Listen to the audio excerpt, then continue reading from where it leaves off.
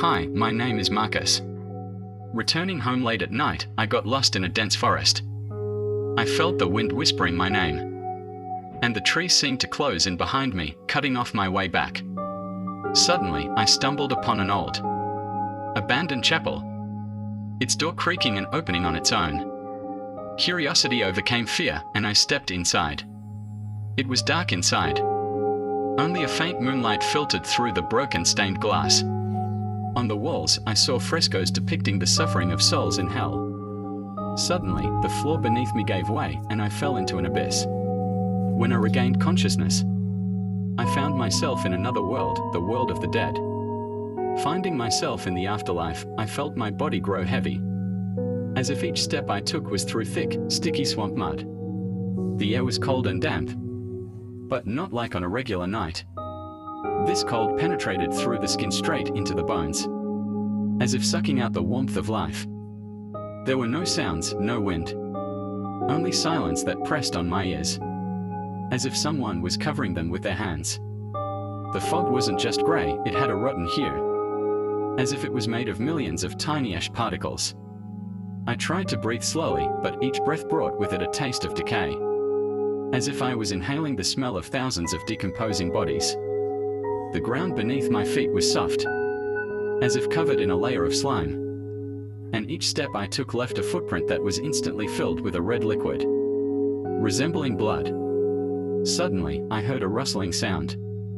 At first, it was barely noticeable, like someone slowly running their fingers over paper. But then it grew louder, closer. I turned around and saw figures emerging from the fog. They were souls, but they didn't look like people.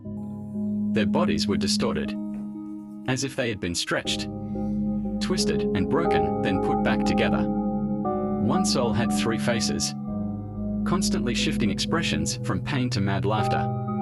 Another had arms that were too long, with fingers ending in sharp claws that it dragged along the ground, leaving furrows behind.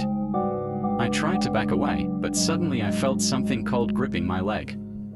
I looked down and saw a hand, pale, almost transparent, emerging from the ground. It was pulling me down, and I felt the slippery surface beneath me begin to give way. I broke free, but dozens of similar hands appeared around me, trying to grab me. Suddenly, I heard a deep thud, like a giant drum beating in rhythm with my heart. A creature emerged from the fog. It was as tall as a tree, with a body covered in scales that glistened like wet stone. Its head was elongated, with a mouth that stretched to its ears, filled with rows of sharp teeth that constantly moved, as if chewing on something invisible. The creature's eyes were empty, but small flames burned within them, as if it could see through me, straight into my soul. I felt my body paralyzed with fear. I tried to move, but my legs wouldn't obey. The creature reached out to me, and I felt something cold and slimy wrap around my chest, as if invisible tentacles were pulling me toward it. Suddenly, I remembered the amulet my grandmother had given me as a child, and my grandmother was no ordinary woman. I grabbed it and whispered, "Help me."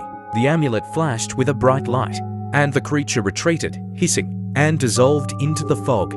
Beams of light appeared around me, cutting through the fog. They formed a path, and I ran along it, but shadows appeared around me again.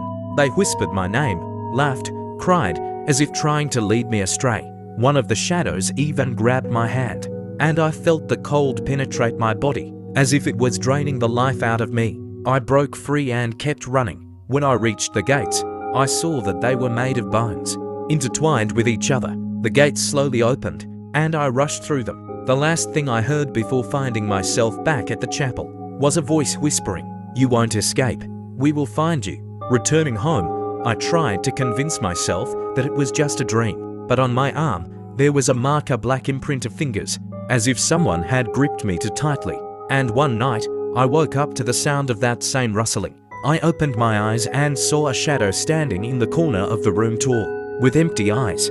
It was watching me, and then it dissolved into the air, leaving behind only the smell of decay. I realized that the gates between the worlds had remained open, and something had come through with me, something that is waiting for its time.